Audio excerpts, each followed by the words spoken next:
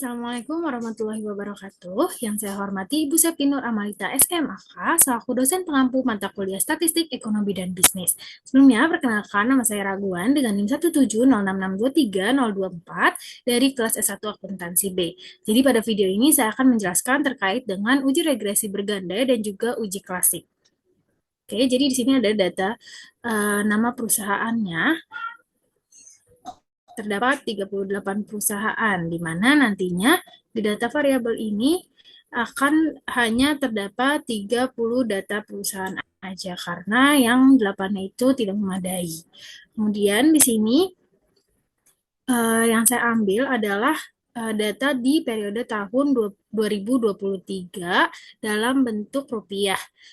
Di sini jadi ada variabel Y-nya itu harga saham, variabel X1 laba rugi bersih, dan variabel X2 arus kas aktivitas operasi.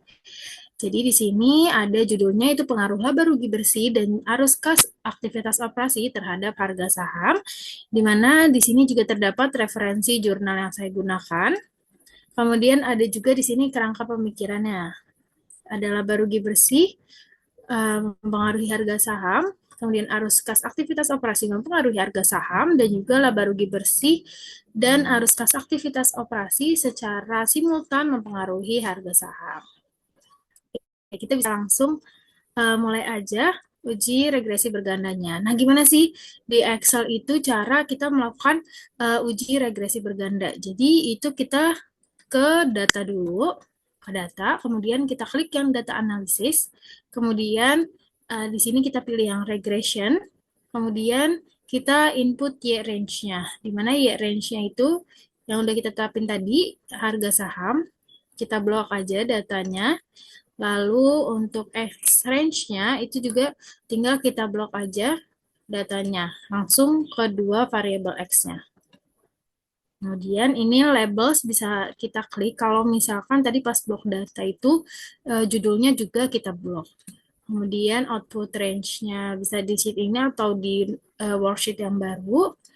Kemudian kita klik OK, maka nanti akan menghasilkan summary output, ANOVA, dan juga tabel koefisien yang ini. Mana untuk interpretasinya, kita mulai dulu dari regression statistik. Di sini yang kita highlight ada 3, ada multiple R. Jadi multiple ini merupakan nilai korelasi antara X1 dan X2 dengan Y, dengan nilai sebesar 0,5095. Nah, ini termasuk ke dalam kategori korelasi yang sedang. Ini udah saya letakkan juga kategori korelasinya. Kemudian yang kedua adalah R square, di mana R square ini merupakan nilai koefisien determinasi. Nah, nilai koefisien determinasi ini digunakan untuk melihat seberapa besar sih pengaruh dari variabel independen terhadap variabel dependen, di mana data ini menunjukkan bahwa persentase dari pengaruh laba rugi bersih dan arus kas aktivitas operasi terhadap variabel harga saham itu sebesar 25,96%, sedangkan sisanya itu dipengaruhi oleh variabel lain. Dan kita lanjut, di sini ada standard error, di mana standard error ini merupakan ukuran deviasi rata-rata prediksi dari harga saham aktual. Kemudian kita lanjut ke tabel yang kedua. Di sini ada ANOVA. Nah, dari ANOVA ini yang bisa kita dapatkan datanya adalah yang ini, yang dua ini. Yang F dan juga significance F.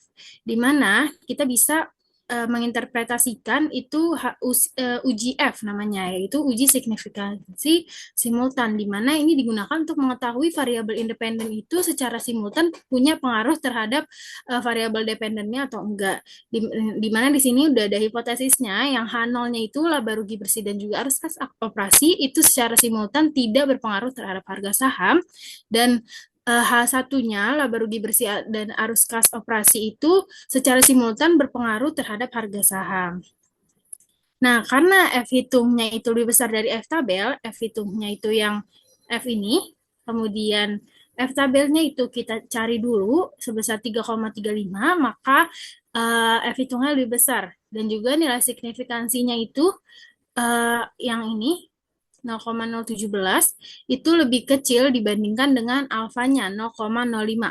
Maka di sini H0-nya ditolak dan juga H1-nya yang diterima. Yang berarti bahwa laba rugi bersih dan arus kas aktivitas operasi itu secara simultan berpengaruh terhadap harga saham secara signifikan. Kemudian, di sini yang bisa kita ambil dari tabel yang koefisien itu kita bisa melakukan uji T atau uji signifikansi parsial, di mana kita melihat pengaruh variabel independennya itu secara parsial terhadap variabel dependennya. Di sini yang pertama kita uji dulu untuk yang X1-nya, di mana di sini hipotesisnya H0-nya itu laba rugi bersih tidak berpengaruh terhadap harga saham, H1-nya secara parsial laba rugi bersih itu berpengaruh terhadap harga saham, di mana di sini untuk T hitung dan juga nilai signifikansinya kita dapat dari sini. Ini T hitung dan ini signifikansi.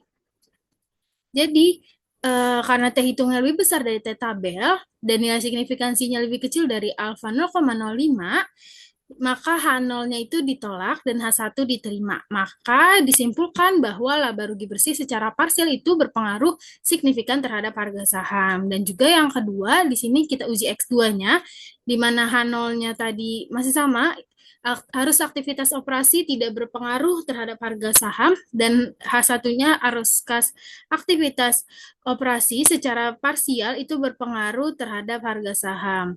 Nah, karena T hitungnya itu tadi bisa dilihat di sini, T hitungnya.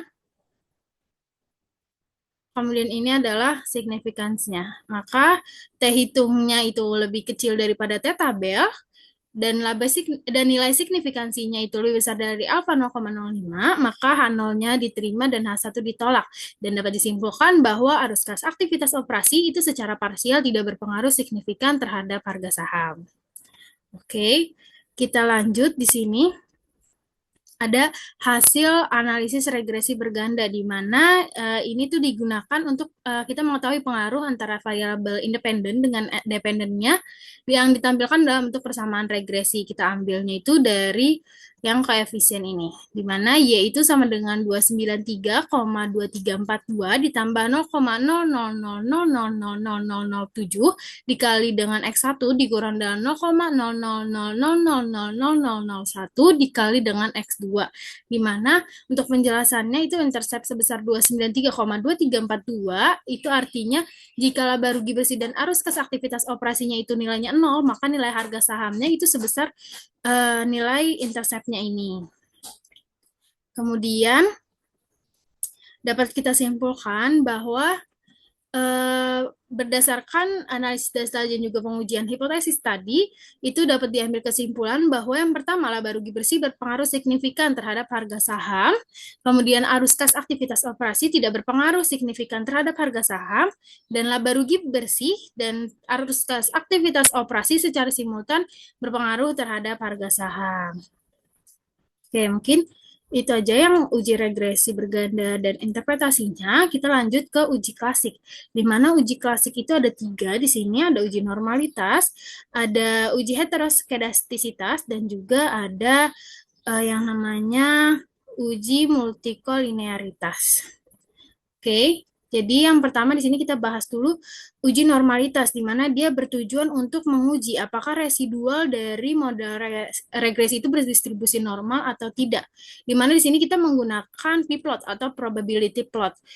Jadi untuk mendapatkan probability plot itu, di sini kita bisa ke data analisis, kemudian kita ke regresi, input Y range dan X range sama seperti yang tadi. Nah, di sini kita tambahkan, kita centang kolom normal probability plot. Nah, nanti itu akan muncul probability output dan juga muncul grafik ini.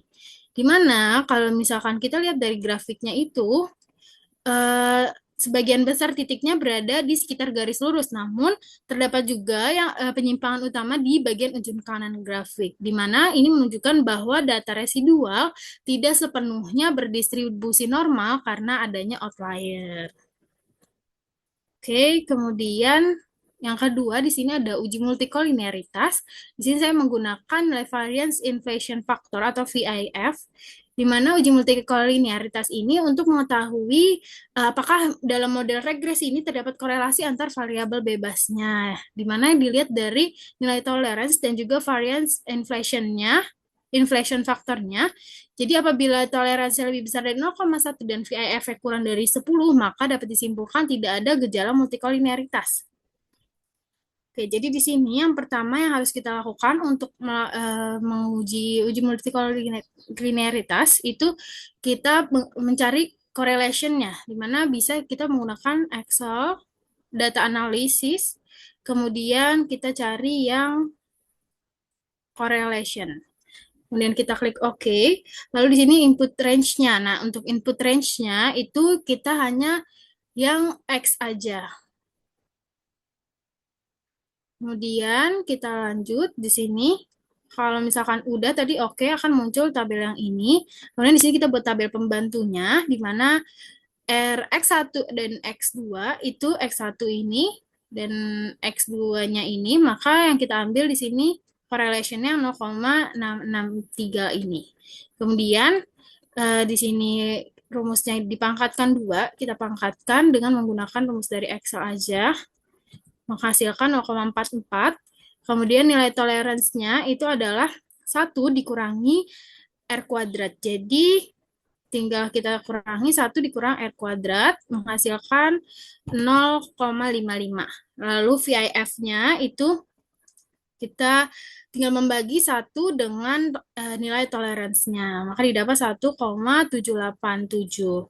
Jadi dari hasil uji tadi itu diperoleh nilai toleransinya sebesar 0,559, yang artinya lebih besar dari 0,10, dan nilai VIF-nya itu 1,789, yang artinya kurang dari 10. Maka ini menunjukkan bahwa tidak terdapat gejala multikolinearitas pada kedua variabel independen di model regresi.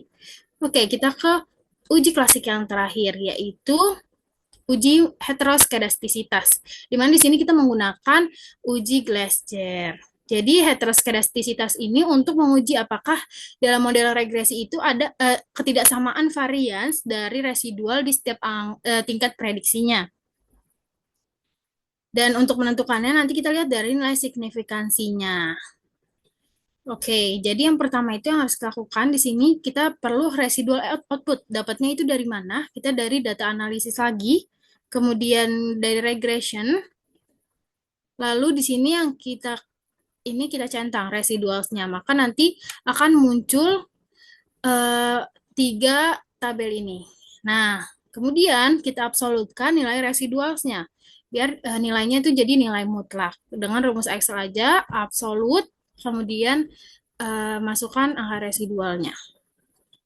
Nah, nanti setelah itu yang kita butuhkan untuk uji heteroskedastisitas itu kan tabel yang ini ya. Maka kita bisa ke data analisis lagi, regresi lagi, kemudian ya range-nya itu kita ganti dengan ya range-nya ini kita ganti dengan absolute residualnya.